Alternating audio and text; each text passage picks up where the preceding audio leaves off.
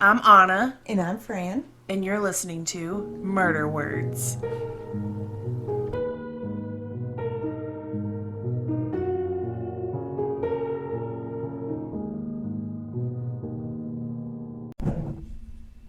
Welcome back. Were you touching the thing? I was touching the thing. I didn't realize we were starting yet. I was like holding on to it, rocking. I don't know why I was doing that. Okay, you guys. I'm just gonna warn you. This is probably the most graphic story that I've ever heard. That we're Really? probably ever gonna cover. I can't imagine it being more graphic than this one. It's pretty Ugh. bad. It's pretty bad. Okay. I learned about it. Shock. Off Criminal Minds. No. And so if you just pay attention, like Spencer always throws out like, back in the day, the vampire killer of 19, he does Yeah. this nice. And when he does that now, when I watch it, I look it up real quick. Because he's talking about another case that actually Yeah. happened in real life. And so that's where I found this one. And when I first heard it, I was like, that's interesting. I thought it was kind of going to be like the episode, but my jaw literally dropped when I started like researching it because it's so graphic. Yeah, it's graphic. So Can we just talk about Spencer for a second? I love him. I love him too. He's like the cutest too. Like he started really out so is. nerdy and now he's like pretty cute. I love him so Yeah. much. It's that personality, man, but it's And not. Garcia. And I feel like I talk about them every time I do the story, but I can't help it. I watch it so much. They don't exist, but I really wish that they did. I know. I just want to meet them. I do too. If you guys are listening. But only as Spencer, if you're listening. but come in character, okay? Like I don't really care who you are deep Yeah. down. I really want to know Spencer. So just keep that in mind because I am going to go into detail, and it gets graphic.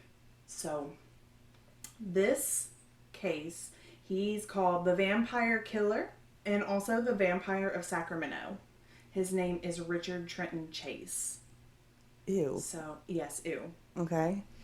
A lot of mental health in this, like mental health issues and things like that. So I was kind of drawn to it. And he is one of the serial killers that the FBI studied back in the day. Really? When they were developing? Yep. I talked about that a little bit in here. Okay, you go ahead. Yeah. Okay, so Richard was born May 23rd, 1950 in Sacramento, California.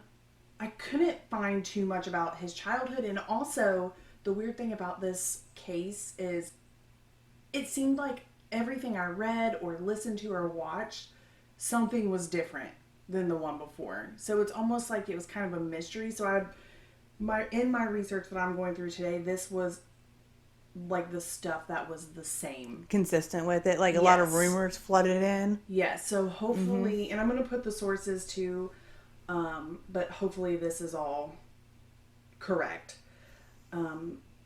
So yeah, I couldn't find too much about his childhood. His parents were super strict. His dad was rumored to do narcotics, and he beat him on a regular basis. But a thing that I saw that really kind of shocked me was everywhere that I like read or watched said that was normal for that time period. So It is he not normal. actually wasn't getting. They literally said so. It wasn't like he had a different childhood than anyone else. Stop it. They're I lying. swear they were like that was the normal way to discipline your child then. So it wasn't like he was What getting year? anything He was different. born in this. He was born in 1950. 1950. He was born in 1950. I feel like that is crap. I My did dad too. was born in 1950s. I was really shocked. My dad was born in the 60s, and not once has he ever. No, never. So, but so he was beat on a regular basis. I think his mom had schizophrenia.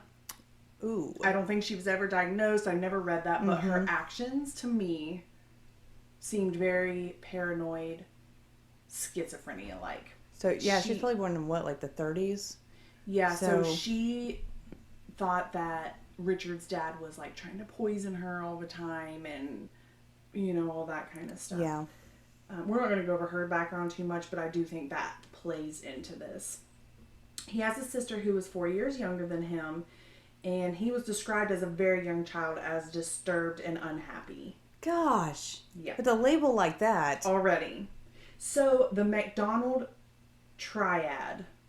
Have you heard of that? You have heard of it, but we didn't know this fancy The McDonald triad? Also known as the sociopathy or homicidal triad. Oh, okay, yeah. So it is when the three things that you do when you're a child that can lead to you being a serial killer, like wetting the bed. Yep. Torturing animals and setting fires. Yep. So that's what it's called. Oh, and I did not know that's what it was called. I didn't either. I just listed the symptoms. So he had all three by the age of 10. Wow. Yeah, there's a lot of animal cruelty in this story. Stop it. A lot. Immediately he should get the death sentence. Yes. So his parents divorced when he was 12. Apparently it was like a really bad one and it affected him a lot. But he was still said to be like came off as normal throughout school and things like that. Very clean cut, looked like very presentable, things like that. His dad kicked him out during like preteen, teen years. I couldn't find a specific age, but it was around that time. Was that normal too? Just to kick children out? That was just normal to get out. So when that happened, he was on his own, which is a recurring theme in this, and he turned to alcohol and drugs for comfort. Yeah. Specifically LSD and marijuana. Ooh. Those were his drugs of choice. His torture and mutilation of animals really started to escalate, and he was having extreme delusions along with it. Oh. Which I'm sure the LSD did not help at all. So, he probably thought it did, but it did not help. Yeah. Even though he was going through all this, he was able to get girlfriends throughout high school. Like, apparently he had he couldn't hold, like, a steady relationship, but he was able to, he didn't have trouble with women. Okay. I think the reason, well, the women would say this, that it didn't work out was because he could not keep an erection. Oh. Like, he was having a lot of issues with that. Probably the LSD. Yeah, so this bothered him a lot, and he ended up seeing a psychiatrist for it. And the psychiatrist told him he could not get an erection due to repressed rage or mental illness. So, I don't know if Richard just didn't believe that or if he just didn't care, but he never got further treatment for that. I guess he was just like, no, that's not the reason. And just like left. He was born in the 50s, so like the 60s. I don't think they really had a cure for... Yeah, well, if there was one, repressed he didn't anger. care about it. Okay. God, what if I went to the doctor and they told me that? I'd be like, what? Like, how do I fix that? Especially because apparently it bothered him a lot. Yeah. Like, why would you... But anyway, a little sneak peek. He should have gotten further treatment because it came out, obviously, that he had a twisted idea of what normal sex was. He could only become aroused through extreme acts of violence, such as killing animals or necrophilia. Don't tell me he was doing necrophilia with the animals. It was not with the animals. I don't know, but neither one's good. I'm not going to say thank God. Neither one is good. Neither one is great. Yeah. As he got older, he developed extreme hypochondria. Some of this stuff, I was just like, I cannot imagine someone saying any of this to me. He started to say that his heart would randomly stop beating, and he thought that someone stole his pulmonary artery. He went to the ER and was like, someone stole my pulmonary artery. Like, stop it. Can you check? I swear on everything. And he like fully believed it. I bet he did. People that say that, they're not lying. They really believe that this is what's happening. And a lot of times they thought this is like a drug-induced psychosis, which some of it could have been because of that, but he was like so serious. He believed that he lacked vitamin C, so he would literally he would get oranges. Stop looking at me like that. He would get an orange and press it against his forehead and think that his brain was just literally sucking up the nutrients from the orange through the skin. That's really sad. Yeah. I feel really bad for him. But I also am imagining someone doing that. Yeah, a couple of the articles I read said that he would like take the orange peels and press them on his forehead and like wrap it, so his brain would just absorb in the nutrients. Okay. No one intervened at this point. No one intervened? So his parents did nothing. Literally, they did not. They ignored the whole situation. 100%. No one did anything. Because he's still, like, in high school, isn't he? He's starting to, like, get towards the end of high school at this point. His delusions are just, like, really escalating. No one at the school said, hey, this kid is, like, taping oranges to his head. I never saw anything about his school other than his problem with, like, women. Yeah. That's so sad. Yeah. I mean, he believed his cranial bones were starting to separate and move around under his skin. So he decided he was going to shave his head so he could, like, keep track of what was going on back there. I imagine him with, like, a mirror, like, looking in the back of his head or something, and poking at pieces, like, when he thinks they're pieces, trying to shove them back together. Yeah, he thought they were, like, separating and stuff. Yes. As a young adult, Richard moved in with his mother. And he quickly started to say, just like she did, that his mom was trying to murder him by poisoning him. So his parents got him an apartment. They were like, you just need to get out. We're going to get you an apartment. Here you go. We're going to get you an apartment, but not a doctor. Yeah. He did have roommates at first, but obviously, they said he was always under the influence. He refused to wear clothes. Yeah, so they all ended up moving out. There was also an incident where he boarded his closet door shut because the people were invading his space. I would leave people too. In quotes because there were no people. I would have definitely not given a 30-day notice. I would have been out. 100%. As soon as the cranial stuff started happening, I'd be like, no. Yeah. I read in another one too that he literally, like, hammered a hole, like, through his wall. Instead of using his door, he would use that. Like, he would go through that hole. Like, he just didn't had a trust big the hole door in his wall. Oh, okay. If he was renting it, man, that's gonna be a feat. He was having a lot of paranoia issues. Okay, and no one stepped in. No one is stepping in. His parents. It just blows my mind because this is the definition of, like, enabling. I don't know. I mean. And it gets worse, but maybe back in the day that wasn't, like, a normal, I should have looked up, like, the statistics for mental health back in the day. Mm-hmm. They probably wouldn't have been accurate anyway, but I don't know. They did nothing. Once his roommates moved out, he was alone again, unsupervised, and he started to catch small animals. He would kill them, cut them open, take their organs out, and eat them raw. And then it's not over. Oh. He would put the removed organs that he didn't eat into a blender, mix it with Coca-Cola. Okay, I was like, I was wondering there. Okay. And would make smoothies with it, and would drink it. Oh. Yeah. I'm trying to be really understanding right now because I'm sure, like, there's other Hold cultures. your sadness. Hold my sadness? Okay, You're it's held. holding your sadness. It's held. Okay. He later said that he made these smoothies because he thought his heart was shrinking and that his blood was turning into powder. And by drinking this blood, it was, like, replenishing his. It wouldn't turn into powder. And if his heart shrank, he would disintegrate. He thought he was disintegrating. So he literally thought this was, like, what was going to save him. So I'm still holding sadness, right? Because it sounds like... holding sadness. It is sad hearing it, like, because we work with a lot of people that have, not at this level, of course, but have mental health issues. So it is sad, but... I just imagine he's in so much pain. And no one stepped in to help him. He's in so much fear and pain during all this. Yes. So... But I'm holding sadness. You are holding sadness.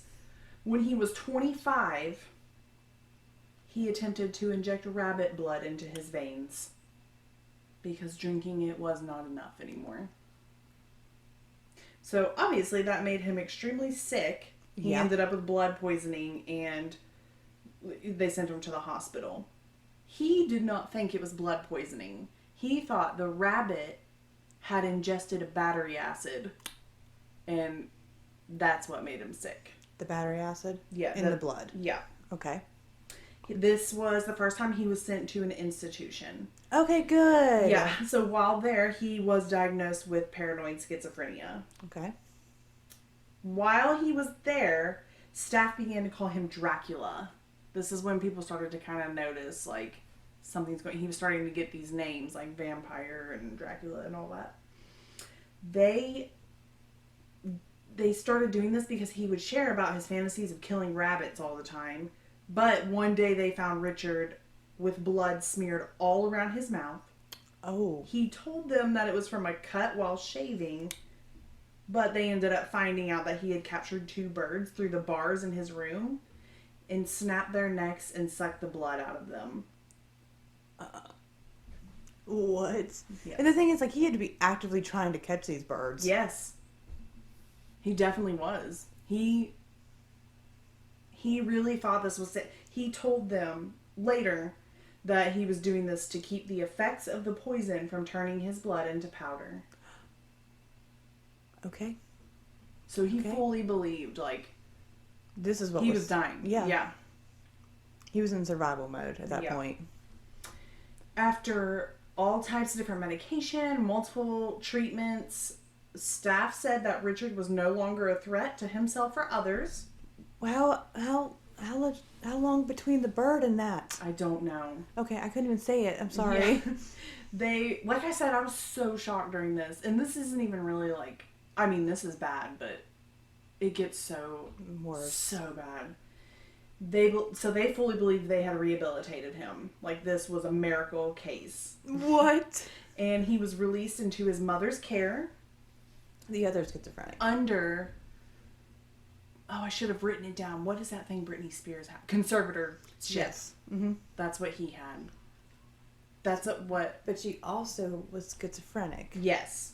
Okay. But she was not, like, to his... I mean, maybe. Yeah. That's my theory. Mm-hmm. It's never written anywhere that that's what she was. But to me, I feel like it's definitely a genetic disease. And she shows a lot of signs of it as well. Okay.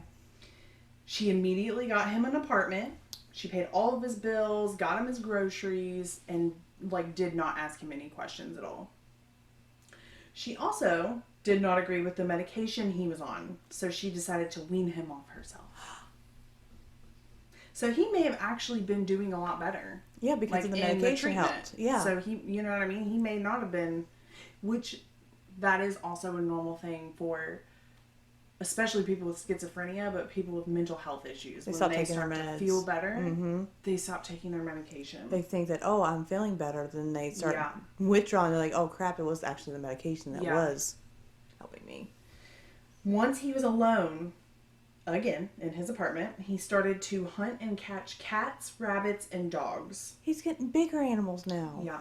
He would torture them and drink their blood. On one occasion, he called his neighbor and told him what he had just done to his pet. Why? I can't even tell you in words what would happen if someone called me and told me that they harmed Phoebe or Luna. Yeah. So this is the neighbor's pet that he told. Like, yeah, hey, he would steal people's pets or, like, go out and, like, get a rabbit. You know what I mean? And so he was, like, trolling around looking at people's yards like, hey, I'm going to grab your pet. Oh my gosh, what did he do? There's a couple instances in the end where he, like, goes, like, he would look at ads and see where people were selling animals. He would go buy them. He would, anywhere he could find them. It was like buying meat for himself. Yeah. It was like, oh my god, that's disgusting. He didn't eat the meat, though. He Just ate the blood. organs and drank the blood. Yeah. It made smoothies. Okay. Yep. He stopped taking care of himself at this time. Like, he didn't shower, he didn't brush his teeth, he wouldn't even eat.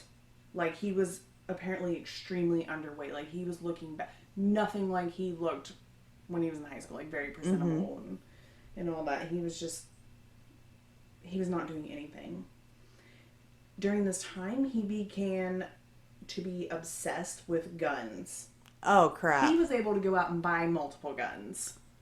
And I looked because I was, like, super mind blown by that. They didn't start doing the firearm background checks until 1998. Okay. So, they didn't, like... I didn't imagine they would. Yeah. Like, I just thought that was so crazy. He was just go in there. allowed to, go in and get whatever he wanted. He also started to have a weird fascination with the Hillside Strangler. He felt a connection to him because he thought the Strangler was a victim of the Nazi UFO conspiracy that he also believed he was a victim of. Oh, he thought that they shared that common... Okay, yes. that he common talks bond. about this more later, too, like when the FBI is interviewing him, but there are... The Nazis and the UFOs are working together and, like, forcing him to do this stuff. All That's stuff. what he reveals later. And he Yes. thinks also the Hillside Strangler was a victim of the Nazi UFOs. And he was only doing it because they were telling him they had to. Okay. In 1977, this one's really rough, so just prepare yourself. Richard went to his mom's house and rang her doorbell. When she answered the door, Richard was holding her dead cat, which he killed. He then threw the cat on the ground, ripped its stomach open with his bare hands, stuck his hands inside of the cat, and smeared the blood all over his face while screaming. That is traumatic. Dude, his mom had zero reaction. What? She calmly turned around and walked back in her house. Without even saying... Swear to God. Never reported it. Nothing. I think maybe she was like disassociating at this point. I have no idea.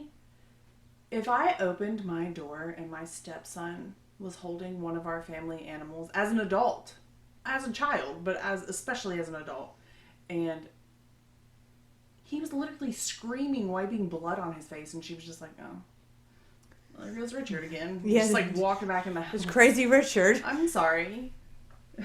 My God. So, after this incident, it seemed like That's not an incident. That is a tragedy. That is, I don't even know the word for that. But he started to escalate like very quickly after this. Mm-hmm. In August of 1977, Nevada State Police discovered Richard's truck in a sand drift near Pyramid Lake, Nevada. Inside of the truck were 2 rifles, a pile of clothes, a bucket of blood that had a liver inside of it. They went to find the owner because obviously, like, what is happening right now? What is this? And they ended up finding Richard naked in the sand screaming. I don't know why he's screaming all the time, but that part freaks me out. I don't know why. Just the random screaming. Just why are you screaming? Mm-hmm. Why are you doing all of this, but why are you screaming? I think it's because like you're like, what do you see that I don't see right now? You're literally screaming at the top of your lungs. He was covered in blood, head to toe. And when they asked him, like, what is happening? Like, what is this blood? He said that it was his blood and it was seeping out of his flesh. Oh. So they arrested him, thinking it was a homicide. Right. And while he was in custody, all of it was tested and it all came back as cow's blood and a cow's liver. So he was released and the charges were dropped. He did have, like, a marijuana charges here and there in between all of this, but it wasn't anything like covered in cow's blood, laying in sand. Yeah, it wasn't anything screaming. crazy right now. It was mostly like drug related. Yeah, like petty crimes. Yeah. How is nobody noticing him? I don't know, but this is where I'm gonna go into the quick escalation. In December of 1977. Richard fired a handgun, and he was just driving, fired a shot into the home of a woman. Thankfully, no one was harmed in this one, but they did find the bullet in her kitchen, so they were able to, like, keep it for testing and see, like, what kind it was and everything.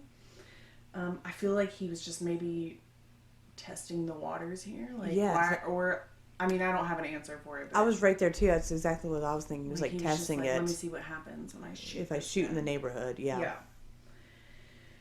It was 2 days after that shooting, a 51-year-old father of 2, Ambrose Griffin, was shot in a drive-by shooting. Did he make it? He did not make it. Oh. He was helping his wife carry groceries in. You stop it. Yeah, and she thought at first that he had a heart attack because he just, like, fell. Yeah. I don't know, like, it just seemed so fast. And also, this really threw the police off because this is not like serial killer behavior. Right. Like, it was just a random shooting. Mm-hmm. So, he wasn't the first suspect because one of Ambrose's sons said that he saw a neighbor walking around with a gun earlier in the week. Okay.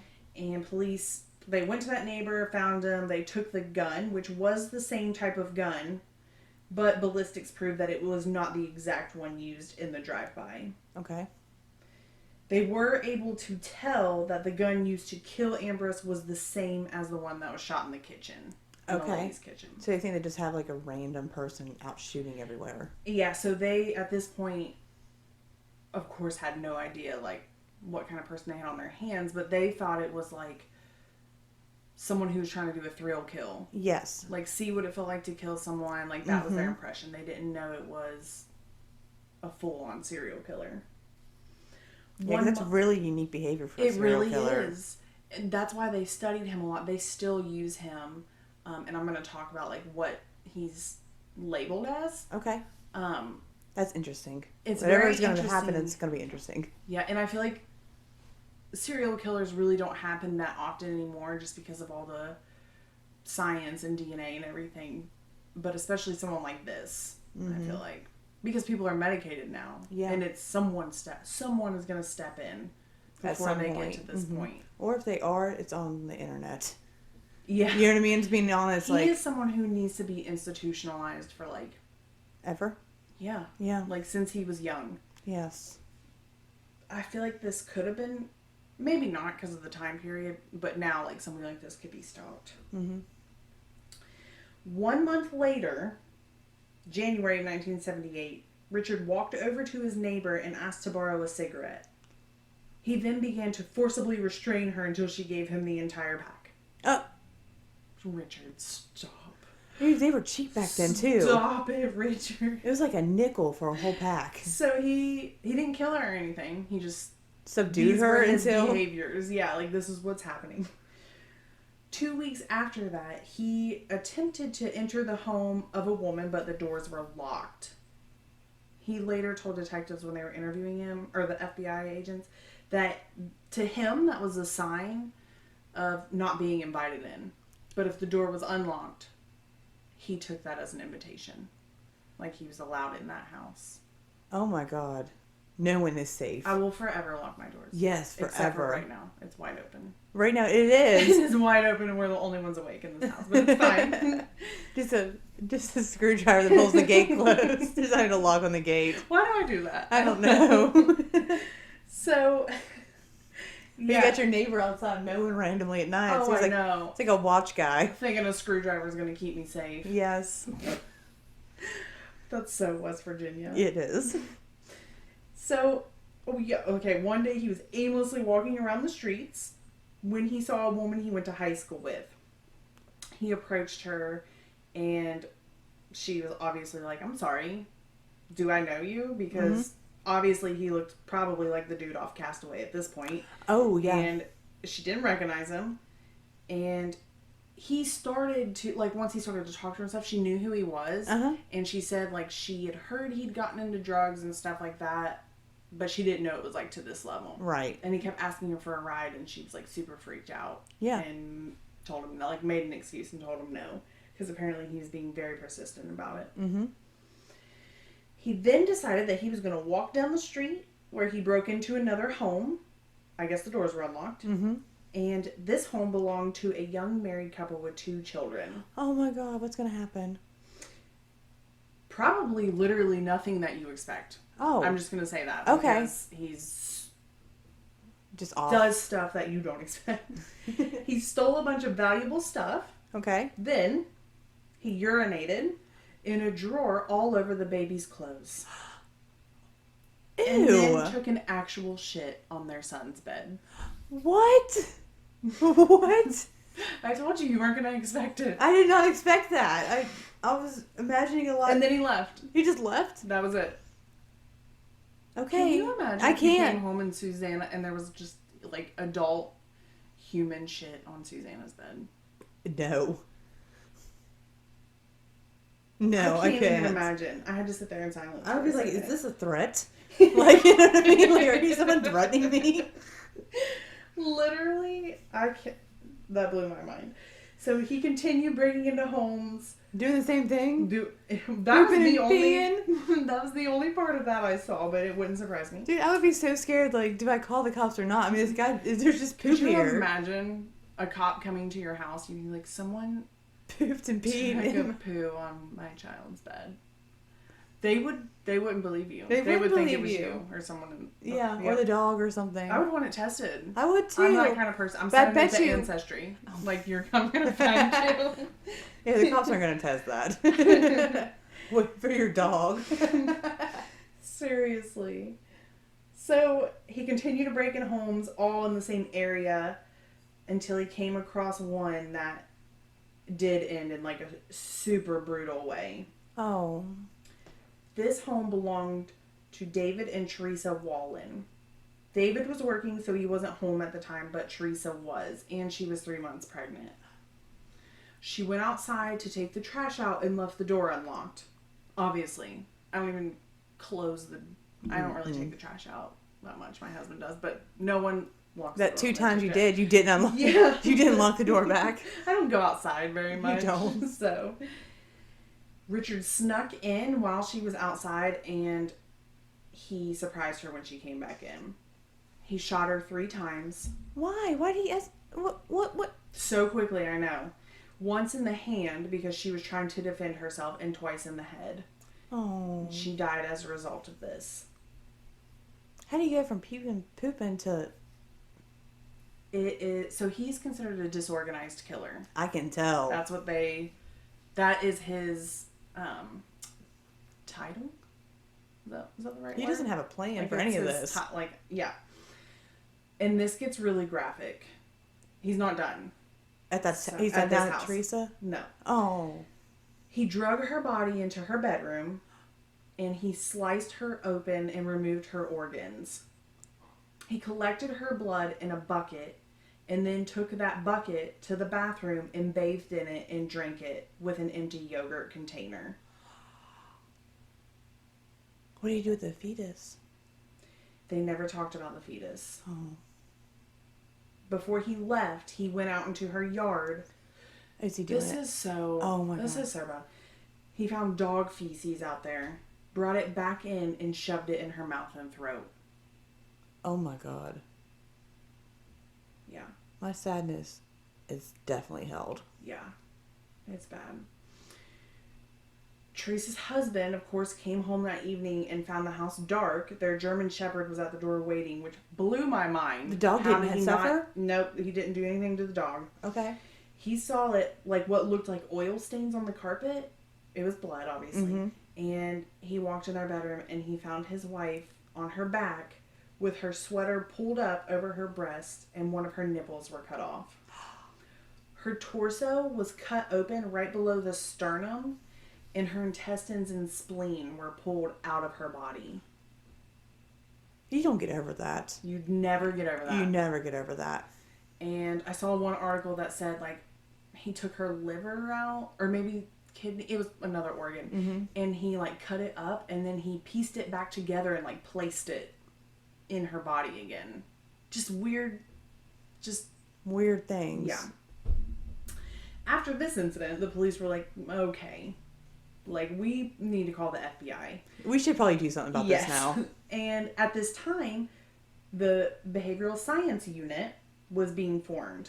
It was, like, brand new, and they agreed to help. They developed a profile, which I think is super cool. Oh, I love profiles. And it was really on point. I'm going to tell you some things that were in it. Ooh, I love profiles. Yeah. So they said that he was most likely a scrawny young loner, white, in his 20s, tall, malnourished, unkept, dirty, disorganized, and living on someone else's money.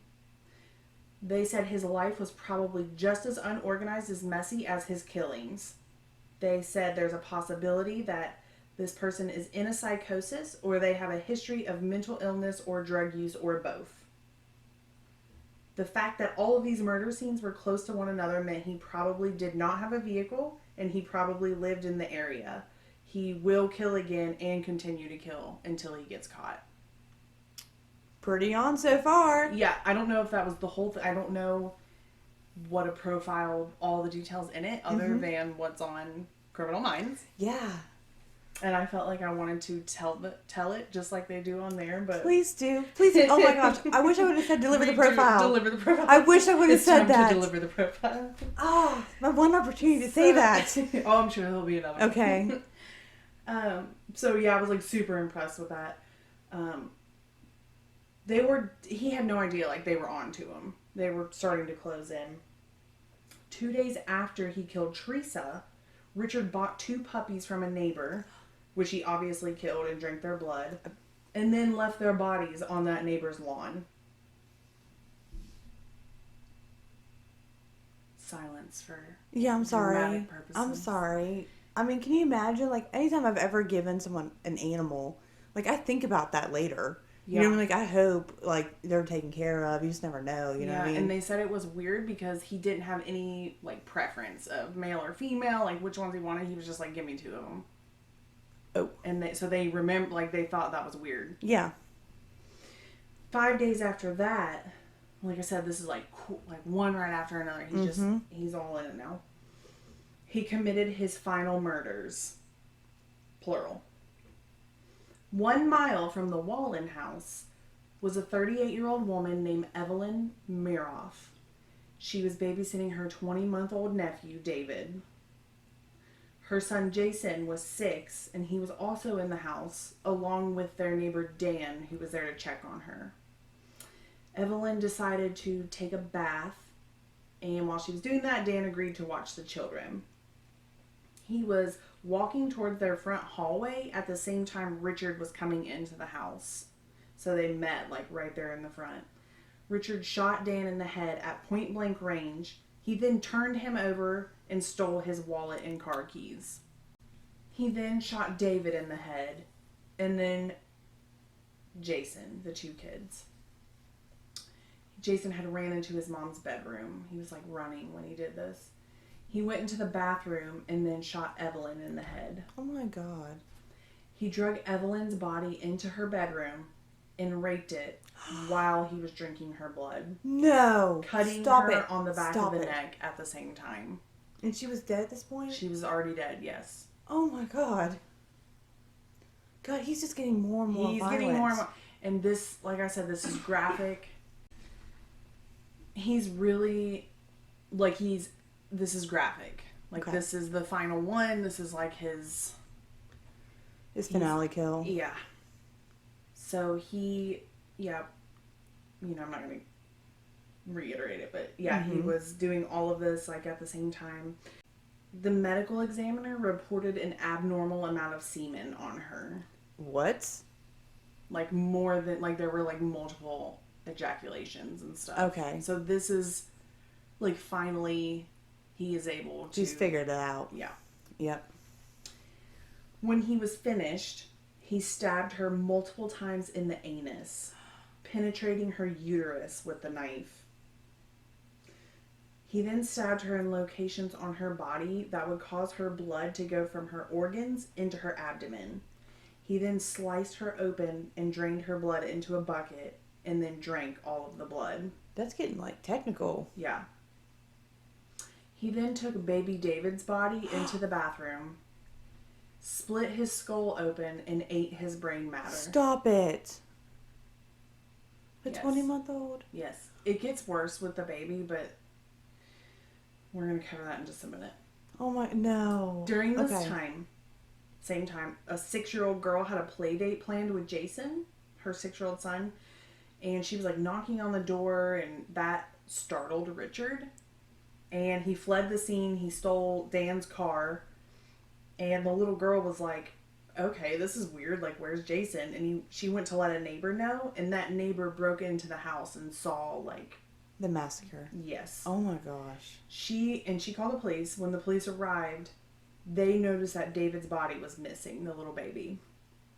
There was blood in his crib and a gunshot in his pillow. So they knew it didn't look good. But obviously, like, they want to know where his body is. Right.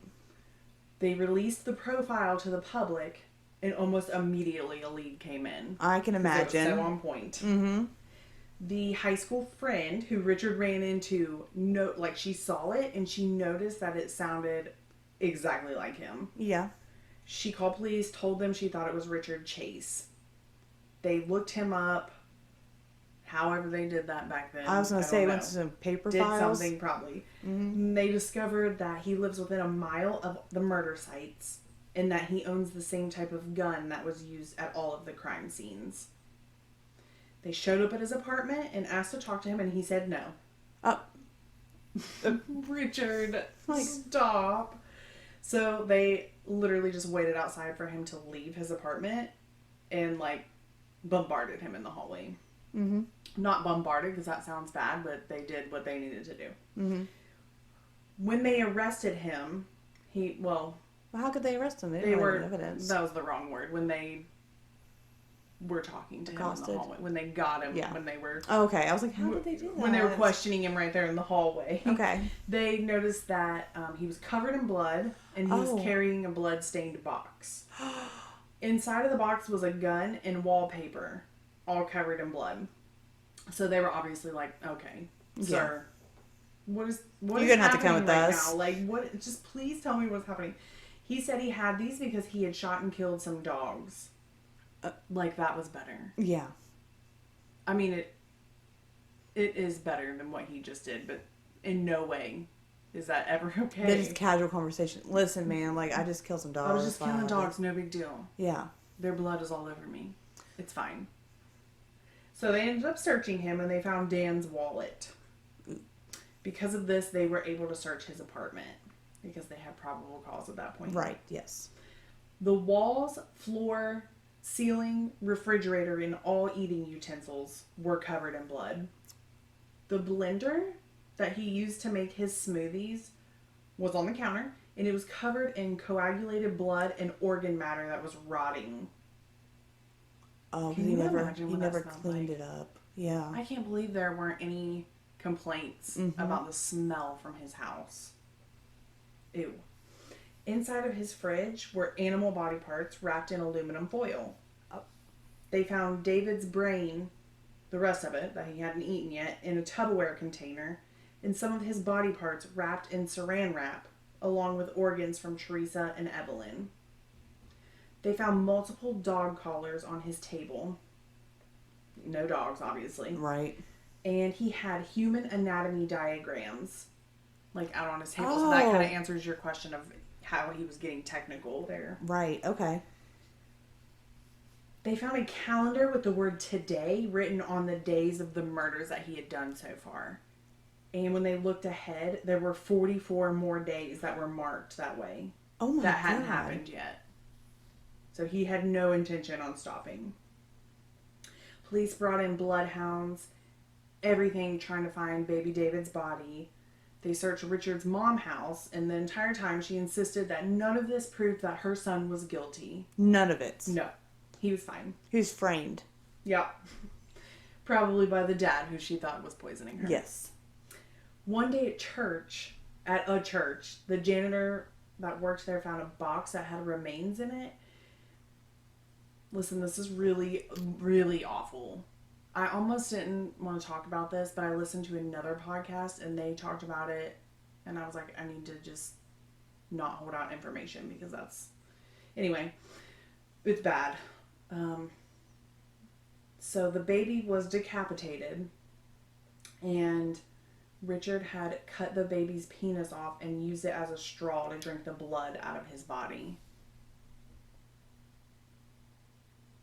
That's really when my jaw... I couldn't even... What? I hate him. What? I hate him so much. Are you doing? What is actually happening right now? Obviously, Richard was arrested. Clearly. Mm-hmm. And when he was being questioned, he admitted to killing animals, but not humans. They took hair samples from him. Obviously, they were going to take a blood sample. This about sent him over the edge because he thinks his blood is turning into powder. And, yeah. So they had to restrain him in order to get some of his blood.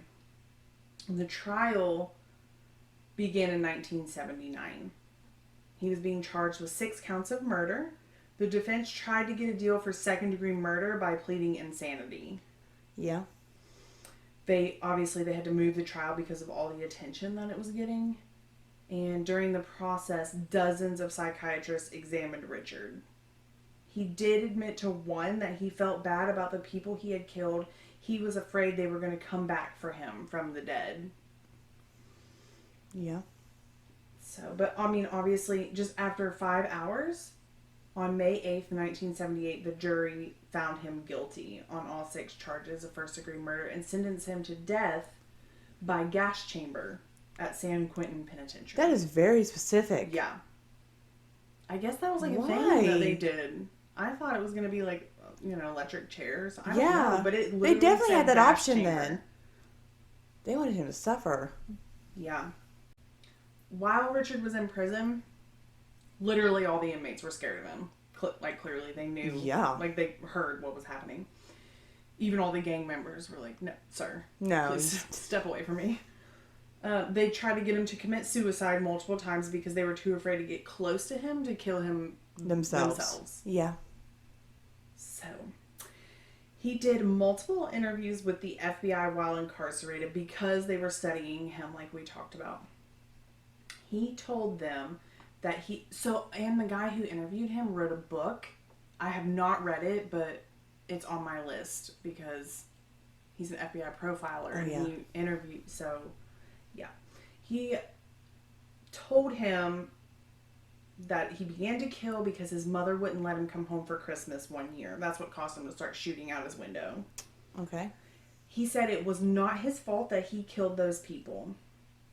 It wasn't really him. He was forced to kill in order to stay alive. Anyone else would have made that same decision. Okay. He talked about his fear of the Nazis and the UFOs and actually suggested that the FBI agent give him a radar gun so he could find them and apprehend them and charge them for the murders. Oh. That's a little creative. Yeah. If anything, that's pretty creative. Yeah. So, this one really got me. There was an incident where he handed the FBI agent a giant pile of macaroni that he was hoarding in his pockets. He just pulled it right out of his pockets. Just a pile of it. It wasn't even anything. Just handed it to him. And he said that it needed to be tested because the guards were working with the Nazi UFOs and were trying to kill him. Trying to poison him? Yeah, with his macaroni. Can you imagine his mind though? Like he just grabs a hunk of macaroni like this'll help me. Yeah. This'll help prove that I didn't do this. I think he's insane. He is definitely. Insanity is, he's definitely someone who should be in a mental institution for the rest of his life. He's a good candidate for the insanity. Not just for like himself, but for like the general population. Yeah. Of like even like the prison jail system and the community. Yeah. And himself. But also, the way that he committed these crimes, I can see where the jury was like, just gas chamber. Maybe not gas chamber. That probably really reiterated the Nazi thing. I bet it did. I bet it did. You're right. I bet it really did. In December of 1980, a guard found Richard laying weird in his bed, and when he checked, he was non-responsive. Oh. Richard ultimately I was just going to blow right past it. Yeah, thank you. I just heard. He committed suicide with his psych meds. He had been saving them over a course of a few weeks in order to go through with this.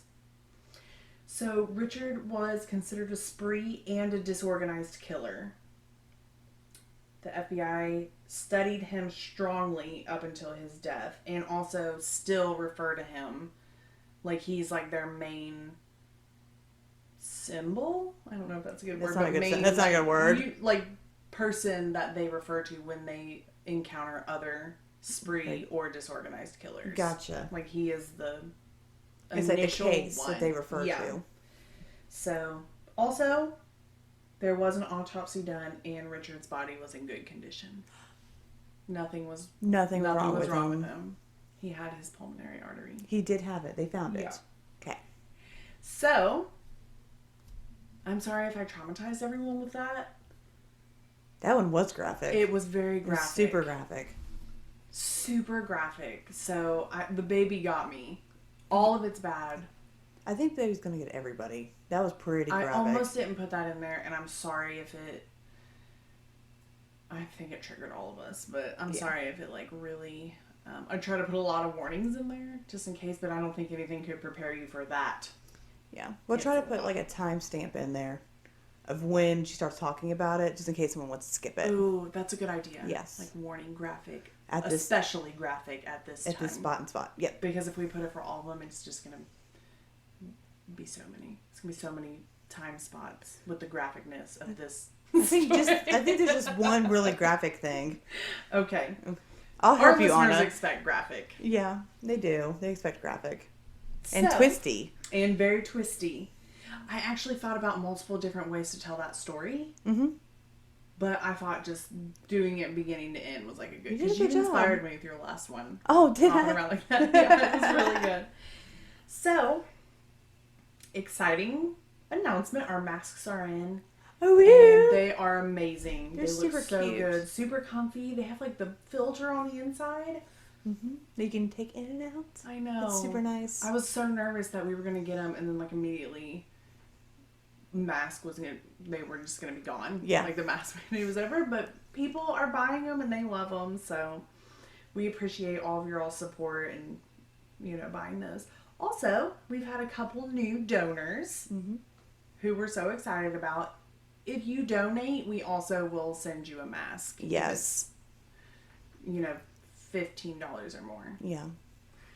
So, Tammy Cook and Elizabeth Golden, two of our favorites. Yeah, two of our favorites, donated to us, and we love them and appreciate them. So, yeah, if you guys have anyone that you want us to cover, I just ordered a book on someone I'm going to cover. It's probably going to be a 2-parter minimum. Okay. But I think you guys are going to like it. I like me a 2-part every once in a while. Because it is an episode of Criminal Minds, too.